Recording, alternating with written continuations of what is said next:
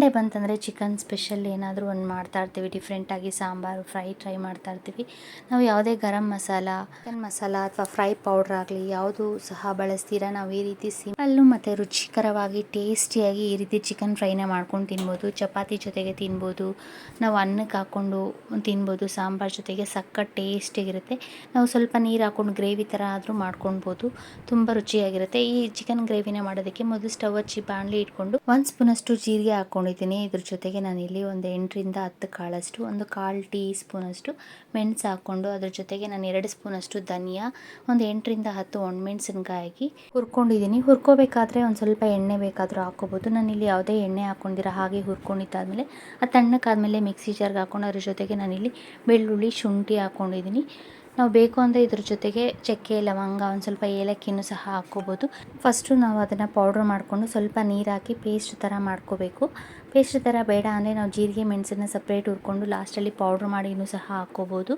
ಶುಂಠಿ ಬೆಳ್ಳುಳ್ಳಿ ಪೇಸ್ಟ್ ಮಾಡ್ಕೊಂಡಿದ್ದಾದಮೇಲೆ ಬಾಣಲಿ ಇಟ್ಕೊಂಡು ಅದಕ್ಕೆ ನಾನು 1 ಟೇಬಲ್ ಸ್ಪೂನ್ ಎಣ್ಣೆ ಹಾಕ್ಕೊಂಡು ಒಂದು ಈರುಳ್ಳಿನ ಸಣ್ಣದಾಗಿ ಕಟ್ ಮಾಡ್ಕೊಂಡಿದ್ದೆ. ಈರುಳ್ಳಿ ಲೈಟ್ ಬ್ರೌನ್ ಕಲರ್ ಆಗೋವರೆಗೂ ಹುರ್ಕೊಂಡಾದ್ಮೇಲೆ 2 ಟೊಮೆಟೊ ಕಟ್ ಮಾಡಿ ಇಟ್ಕೊಂಡಿದ್ದೆ. ಟೊಮೆಟೊನ ಹಾಕಿ ಟೊಮೆಟೊ ಸಾಫ್ಟ್ ಆಗೋವರೆಗೂ ಫ್ರೈ ಮಾಡ್ಕೋಬೇಕು. ಟೊಮೆಟೊ ಸಾಫ್ಟ್ ಆದಮೇಲೆ ನಾನಿಲ್ಲಿ ತೊಳೆದಿಟ್ಕೊಂಡಿರೋ ಚಿಕನ್ ಹಾಕ್ಕೋತಾ ಇದ್ದೀನಿ.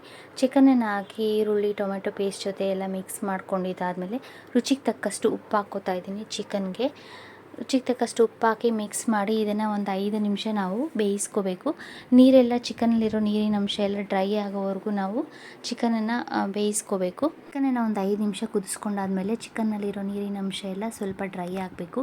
ಡ್ರೈ ಆದಮೇಲೆ ನಾವು ರುಬ್ಬಿಟ್ಕೊಂಡಿರೋ ಮಸಾಲೆ ಹಾಕ್ಕೋಬೇಕು. ಮಸಾಲೆ ಹಾಕಿ ಅದನ್ನು ಒಂದು ಸ್ವಲ್ಪ ಹೊತ್ತು ಹಸಿ ವಾಸನೆ ಹೋಗೋವರೆಗೂ ನಾವು ಚಿಕನ್ ಜೊತೆ ಮಿಕ್ಸ್ ಮಾಡಿ ಸ್ವಲ್ಪ ಹೊತ್ತು ಫ್ರೈ ಮಾಡ್ಕೊಂಡಿದ್ದಾದಮೇಲೆ ಇದಕ್ಕೆ ನಾವು ಮಿಕ್ಸಿ ಜಾರಲ್ಲಿ ಉಳಿದಿರೋ ಖಾರಕ್ಕೆ ನಾವು ಸ್ವಲ್ಪ ನೀರು ಹಾಕಿ ಮಿಕ್ಸ್ ಮಾಡಿ ಚಿಕನ್ ಫ್ರೈಗೆ ಹಾಕ್ಕೋತಾ ಇದ್ದೀನಿ. ನಾವು ಟೈಮ್ ಆಗುತ್ತೆ ಬಾಣಲಿನಲ್ಲಿ ಮಾಡೋದಕ್ಕೆ ಅನ್ನೋರು ನಾವು ಖಾರ ಹಾಕಿ ಮಿಕ್ಸ್ ಮಾಡ್ಕೊಂಡಿದ್ದಾದಮೇಲೆ ನಾವು ಕುಕ್ಕರಲ್ಲಿ ಹಾಕ್ಕೊಂಡು ಸಹ 1-2 ವಿಷಲ್ ಕೂಗಿಸ್ಕೊಂಡ್ರೆ ಚಿಕನ್ ಫ್ರೈ ರೆಡಿ ಆಗುತ್ತೆ. ನಾವು ಇದಕ್ಕೆ ಯಾವುದೇ ರೀತಿ ಗರಂ ಮಸಾಲ ಆಗಲಿ ಚಿಕನ್ ಮಸಾಲ ಬಳಸೋ ಅವಶ್ಯಕತೆ ಇರಲ್ಲ. ನಾವು ಫ್ರೆಶ್ಶಾಗಿ ಹುರ್ಕೊಂಡು ಅದನ್ನೇ ಪೇಸ್ಟ್ ಮಾಡ್ಕೊಂಡಿರೋದ್ರಿಂದ ಚಿಕನ್ ಟೇಸ್ಟ್ ತುಂಬ ರುಚಿಯಾಗಿರುತ್ತೆ. ಇದಕ್ಕೆ ಜೀರಿಗೆ ಮೆಣಸು ಹಾಕಿರೋದ್ರಿಂದ ಅದೊಂಥರ ಟೇಸ್ಟ್ ಕೊಡುತ್ತೆ, ತುಂಬ ರುಚಿಯಾಗಿರುತ್ತೆ ಚಿಕನ್ ಫ್ರೈ. ನಾನು ಚಿಕನನ್ನು ಒಂದು 80% ಕುಕ್ ಆದಮೇಲೆ ಒಂದು ಸ್ವಲ್ಪ ಕೊತ್ತಂಬರಿ ಸೊಪ್ಪನ್ನು ಹಾಕಿ ಉದುರಿಸ್ಕೊಂಡು ಮಿಕ್ಸ್ ಮಾಡಿಕೊಂಡು ಇನ್ನೊಂದು 5 ನಿಮಿಷ ಅದರ ನೀರಿನ ಅಂಶ ಎಲ್ಲ ಡ್ರೈ ಆಗೋವರೆಗೂ ಬೇಯಿಸ್ಕೊಂಡಿದ್ದೀನಿ.